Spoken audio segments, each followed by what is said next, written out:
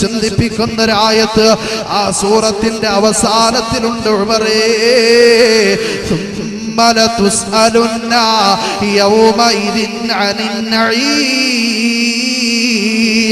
അല്ലാഹു എന്തൊക്കെ അനുഗ്രഹങ്ങൾ നിങ്ങൾക്ക് തന്നിട്ടുണ്ടോ അതിനെക്കുറിച്ച് മുഴുവനും പടച്ചറപ്പ് നാളെ ചോദിക്കുന്നതാ. എന്നൊരു ആയത്തുള്ള കാരണത്താൽ ഈ സൂറത്തിന് ഇത്രത്തോളം പ്രതിഫലം കിട്ടാൻ കാരണമെന്ന് അല്ലാഹുവിന്റെ റസൂല് മഹാനായ ഉമറിനോട് പറഞ്ഞു കൊടുക്കുകയാ. അവസാന ദിവസം എന്ത് അനുഗ്രഹങ്ങൾ അല്ലാഹു തന്നിട്ടുണ്ടോ അതിനെക്കുറിച്ച് മുഴുവനും പടച്ചറപ്പ് ചോദിക്കും. എന്ത് തന്നു ആ ചോദ്യങ്ങൾക്കെല്ലാം ഉത്തരം കൊടുത്തിട്ട് നമ്മുടെ കാൽപാദങ്ങളെ നാളെ ആഖിറത്തിൽ ചലിപ്പിക്കാൻ പറ്റും. നമ്മുടെയൊക്കെ വിചാരണ അല്ലാഹു എളുപ്പമാക്കട്ടെ. ഇത് പറഞ്ഞപ്പോ അല്ലാഹുവിന്റെ റസൂൽ ഇത് പറഞ്ഞപ്പോ ആ സദസ്സിൽ നിന്ന് ഒരു പാവപ്പെട്ട സ്വഹാബി എഴുന്നേറ്റുകൊണ്ട് നബി തങ്ങളുടെ മുഖത്ത് നോക്കിക്കൊണ്ട് അല്ലാഹുവിന്റെ റസൂലിന്റെ അടുക്കൽ ആ സ്വഹാബി പറയുകയാ, നജൗതു യാ റസൂലല്ലാഹ് ലാ ദിർഹമുൻ വലാ ദീനാർ. നബിയേ ഞാൻ രക്ഷപ്പെട്ടു നബിയേ, എനിക്ക് കയറി കിടക്കാൻ ഒരു കിടപ്പാടം എന്റെ പടച്ചറപ്പ് തന്നില്ലല്ലോ നബിയേ. എത്രയോ ദിവസമായി ഞാൻ ആഹാരം കഴിച്ചിട്ട് ഒരു നേരത്തെ ആഹാരം പോലും വാങ്ങിച്ച് കഴിക്കാനുള്ള പൈസ എന്റെ പടച്ചറപ്പിനക്ക് തന്നില്ലല്ലോ നബിയേ. എത്രയോ മാസമായി ഞാൻ ധരിച്ചു കൊണ്ടുപോകുന്ന ഈ കീറിപ്പറിഞ്ഞ വസ്ത്രം, ഈ വസ്ത്രം പോലും മാറ്റിയെടുക്കാനുള്ള പൈസ എന്റെ പടച്ചറപ്പിനക്ക് തന്നില്ലല്ലോ നബിയേ. അതുകൊണ്ട് ആഖിറത്തിൽ എന്നോട് അല്ലാഹു ഒരു ചോദ്യവും ചോദിക്കില്ലല്ലോ നബിയേ. പാവപ്പെട്ട സഹാബി എഴുന്നേറ്റിട്ട് പറഞ്ഞു, നബിയേ ഞാൻ രക്ഷപ്പെട്ടു, എനിക്ക് അല്ലാഹു പൈസ തന്നില്ലല്ലോ, എനിക്ക് അല്ലാഹു വീട് തന്നില്ലല്ലോ, എനിക്ക് അല്ലാഹു സുഖങ്ങൾ തന്നില്ലല്ലോ. ഇതൊക്കെയാണ് നമ്മൾ അനുഗ്രഹമായി കാണുന്നത്. ആ പറഞ്ഞ സ്വഹാബിയോട് അല്ലാഹുവിന്റെ റസൂല് പറഞ്ഞു, ഇല്ല, നിന്നോട് പടച്ചറപ്പ് നാളെ ഒരു 3 അനുഗ്രഹങ്ങളെ കുറിച്ച് ചോദിക്കും. അതിന് മറുപടി കൊടുത്തിട്ടേ നിന്റെ കാൽപാദങ്ങൾ അതിനൊക്കെ ചലിപ്പിക്കാൻ. ആ സ്വഹാബി അല്ലാഹുവിന്റെ റസൂലിനോട് ചോദിച്ചു, ആ അനുഗ്രഹങ്ങളെ അല്ലാഹുവിന്റെ റസൂലിനോട് ആ പാവപ്പെട്ട സ്വഹാബി ചോദിക്കുന്നു, നബിയേ എന്നോട് പോലും പടച്ചറപ്പ് ചോദിക്കുന്ന അനുഗ്രഹങ്ങളും നിനക്ക് പറഞ്ഞു തരുമോ നബിയേ? അല്ലാഹുവിന്റെ റസൂല് പറഞ്ഞു കൊടുക്കുന്ന ഒന്നാമത്തെ അനുഗ്രഹം ഏതാ? എന്റെ ബഹുമാനമുള്ള മുസ്ലിമേ, നമ്മൾ ഗൗരവമായിട്ടെടുക്കാത്ത, മൈൻഡ് ചെയ്യാത്ത, കാര്യമായിട്ടെടുക്കാത്ത ഒന്നാമത്തെ അനുഗ്രഹത്തെ കുറിച്ച് അല്ലാഹുവിന്റെ റസൂൽ ആ സ്വഹാബിയോട് പറഞ്ഞു കൊടുക്കുകയാ.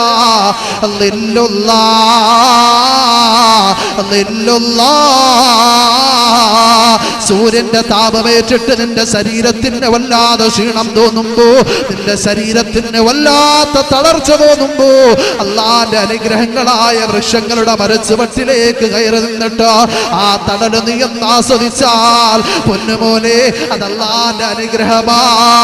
ആ അനുഗ്രഹത്തെ കുറിച്ച് പോലും പടച്ചറപ്പ് നാളെ ആഖിറത്തിൽ നമ്മളോട് ചോദിക്കുന്നതാ. ഓ ചോദ്യത്തിന് മറുപടി കൊടുത്തിട്ടല്ലാതെ നമ്മുടെ കാൽപാദങ്ങളെ നമുക്ക് ചലിപ്പിക്കാൻ പറ്റില്ല മുസ്ലിമേ. ഒന്നാമത്തെ അനുഗ്രഹം ഏതാ? അല്ലാഹുവിന്റെ തണൽ. അല്ലാഹുവിന്റെ തണൽ. ഇപ്പൊ വല്ലാത്ത ചൂടാ, എവിടെ പോയാലും വല്ലാത്ത ചൂടാ. ആ ചൂടിൽ നീ ഒന്ന് മാറി, നിന്റെ ശരീരത്തിന് ക്ഷീണം തോന്നുമ്പോ ആ ചൂടിൽ നിന്ന് നീ ഒന്ന് നിന്റെ ശരീരത്തെ ക്ഷീണം മാറ്റിയെടുക്കുന്നതിന് വേണ്ടി അല്ലാഹുവിന്റെ വൃക്ഷങ്ങളുടെ മരച്ചുവട്ടിലേക്ക് കയറി നിന്നിട്ട് ആ തണല് നീ ഒന്ന് ആസ്വദിച്ചാൽ അത് പടച്ചറപ്പിന്റെ അനുഗ്രഹമാ. അതിനെക്കുറിച്ച് പോലും അല്ലാഹു നമ്മളോട് ചോദിക്കും. ഒന്നാമത്തെ അനുഗ്രഹത നമ്മൾ വലിയ ഗൗരവമായിട്ട് എടുത്തിട്ടില്ല. ഇനി രണ്ടാമത്തെ അനുഗ്രഹം. രണ്ടാമതായി അല്ലാഹുവിന്റെ റസൂല പാവപ്പെട്ട സ്വഹാബിയോട് പറഞ്ഞു കൊടുക്കുകയാ,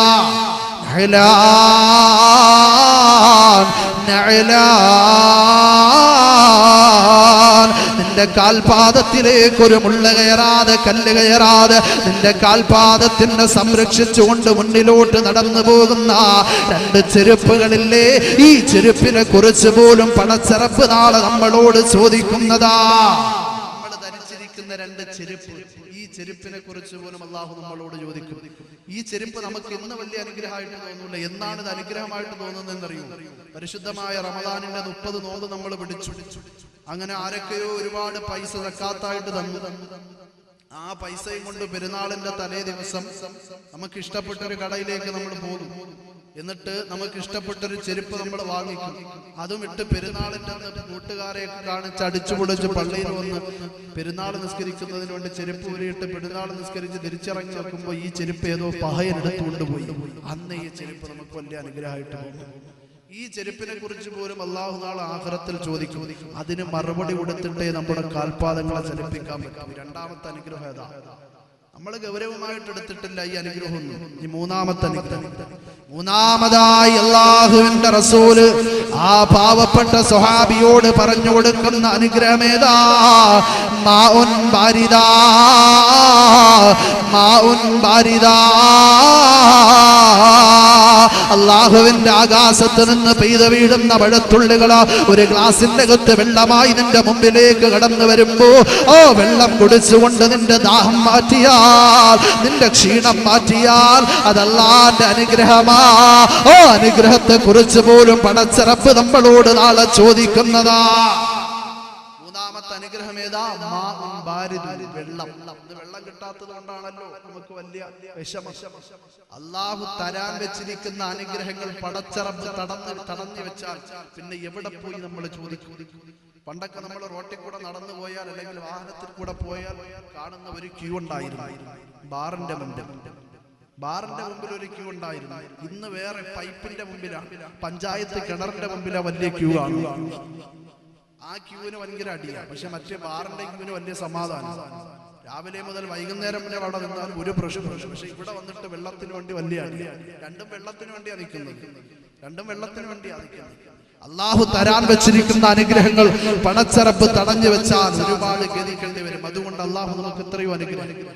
അതുകൊണ്ട് എന്റെ ബഹുമാനമുള്ളവരെ, പടച്ചറപ്പിന് വേണ്ടി എത്രത്തോളം സ്തുതികൾ നമ്മൾ പാടിയാലും മതി വരില്ല മുസ്ലിമേ. കാരണം എന്താ? ലോകത്തിന്റെ പല ഭാഗങ്ങളിലും ഫലസ്തീനിലും ലബനാനിലെയും ഗാസയിലെയും പാവപ്പെട്ട പിഞ്ചോമന മക്കള്, അവിടുത്തെ സഹോദരന്മാര് സഹോദരിമാര് ഒരു നേരത്തെ ആഹാരത്തിന് വേണ്ടി ഒരു നേരത്തെ ആഹാരം പോലും കിട്ടാതെ വല്ലാതെ വിഷമിക്കുന്ന സമയത്ത് മൃഗങ്ങളുടെ കാഷ്ടം പോലും തിന്നുകൊണ്ട് ജീവിച്ചു പോകുന്ന ഈ പ്രത്യേക സാഹചര്യത്തില് എന്റെ പ്രിയമുള്ളവരെ, നമ്മുടെ തീന്മേശയിലേക്ക് എത്രയോ സുഭിക്ഷമായ സുന്ദരമായ ആഹാരമാ കടന്നു വരുന്നത്. ആ ആഹാരം കഴിച്ചിട്ട് പടച്ചിറപ്പിനോട് എത്രത്തോളം സ്തുതികീർത്തനങ്ങൾ പാടിയാലും മതി വരില്ല മുസ്ലിമേ. എത്രയോ അനുഗ്രഹങ്ങളാണ്. അതുകൊണ്ട് അല്ലാഹുവിനെ മതിമറന്നു പോകാതെ ദുനിയാവിൽ ജീവിക്കും. ഈ ദുനിയാവിൽ നമുക്ക് തോന്നും പോലെ ഒന്നും ജീവിക്കാൻ പറ്റാൻ പറ്റും. നമുക്ക് തോന്നുന്നത് പോലെ ഒന്നും ജീവിക്കാൻ പറ്റില്ല. അള്ളാന്റെ റസൂല് പഠിപ്പിച്ചു തരുന്നുണ്ട് ഈ ദുനിയാവിൽ നീ എങ്ങനെ ജീവിക്കും. മഹാനായ അബ്ദുല്ലാഹി ഇബ്നു ഉമർ റളിയല്ലാഹു അൻഹുവിനെ വിളിച്ചുകൊണ്ട് പുന്നാര നബി തങ്ങൾ പറഞ്ഞു കൊടുക്കുകയാ, കുൻ ഫിദ്ദുനിയാ കന്നക ഗരീബ് ഔ ആബിറു സബീൽ വഉദ്ദ നഫ്സക മിൻ അസ്ഹാബിൽ ഖുബൂർ. ഓ ഇബ്നു ഉമറേ, നീ ദുനിയാവിൽ ജീവിക്കേണ്ടത് എങ്ങനെയെന്നറിയോ? ഒരു വിദേശിയെ പോലെ ജീവിക്കണേ. ഔ ആബിറു സബീൽ, അല്ലെങ്കിൽ ഒരു യാത്രക്കാരനെ പോലെ ജീവിക്കണേ. വഉദ്ദ നഫ്സക മിൻ അസ്ഹാബിൽ ഖുബൂർ, നിന്റെ ശരീരത്തെ ഖബറാളുകളുടെ കൂട്ടത്തിൽ എണ്ണിയിട്ട് വേണം ഇബ്നു ഉമറേ നീ ദുനിയാവിൽ ജീവിക്കാനെന്ന് അല്ലാഹുവിന്റെ റസൂൽ മഹാനായ അബ്ദുല്ലാഹി ഇബ്നു ഉമർ റളിയല്ലാഹു അൻഹുവിനോട് പറഞ്ഞു കൊടുക്കുകയാ. അല്ലാഹുവിന്റെ റസൂൽ പറയുന്നു നീ ദുനിയാവിൽ ജീവിക്കേണ്ടത് എങ്ങനെയാ? ഒരു വിദേശിയെ പോലെ ജീവിക്കണം. ഇവിടെ നിന്ന് ഗൾഫ് രാഷ്ട്രങ്ങളിലേക്ക് പോയ നാം എന്നായാലും തിരിച്ച് നമ്മുടെ വീട്ടിലേക്ക് വരേണ്ടവരാണ്. നമ്മൾ വിദേശികളാ എന്നായാലും ആഖിറത്തിലേക്ക് മടങ്ങിപ്പോകേണ്ടവരാണ്. പിന്നെയോ ഒരു യാത്രക്കാരനെ പോലെ ജീവിതം. തിരുവനന്തപുരം ജില്ലയിൽ നിന്ന് കാസർഗോഡ് ജില്ലയിലേക്ക് പ്രവാസനത്തിന് വന്ന ഞാനൊരു യാത്രക്കാരനാ, തിരിച്ചെന്റെ നാട്ടിലേക്ക് പോകണം. അതുപോലെ ആഖിറമാകുന്ന എന്റെ യഥാർത്ഥ വീട്ടിലേക്ക് മടങ്ങിപ്പോകേണ്ട യാത്രക്കാരനാണ്. നിന്റെ ശരീരത്തെ നീ ഖബറാളികളുടെ കൂട്ടത്തിൽ എണ്ണിയിട്ട് വേണം ജീവിക്കാൻ. എത്ര പേരെണ്ണുന്നുണ്ട് നമ്മുടെ പള്ളിയുടെ പരിസരത്ത് കിടക്കുന്ന എത്രയോ മഖ്ബറകളെ നാം കാണുന്നു. ആ കബറാളികളുടെ കൂട്ടത്തിൽ എണ്ണിയിട്ട് വേണം നിന്റെ ശരീരത്തെ നീ ജീവിപ്പിക്കാനെന്ന് അള്ളാഹു. നമ്മളിൽ എത്ര പേര് നമ്മുടെ ശരീരത്തെ കബറാളികളുടെ കൂട്ടത്തിൽ എണ്ണിയിട്ട്? ഖബർ കാണുമ്പോ എന്ത് പറയണമെന്നാ അള്ളാഹുവിന്റെ റസൂൽ നമ്മളോട് പഠിപ്പിച്ചെന്ന്? എന്ത് പറയണമെന്നാ? ഗുഡ് ബൈ എന്ന് പറയണോ? എന്ത് പറയാനാ പഠിപ്പിച്ചേ?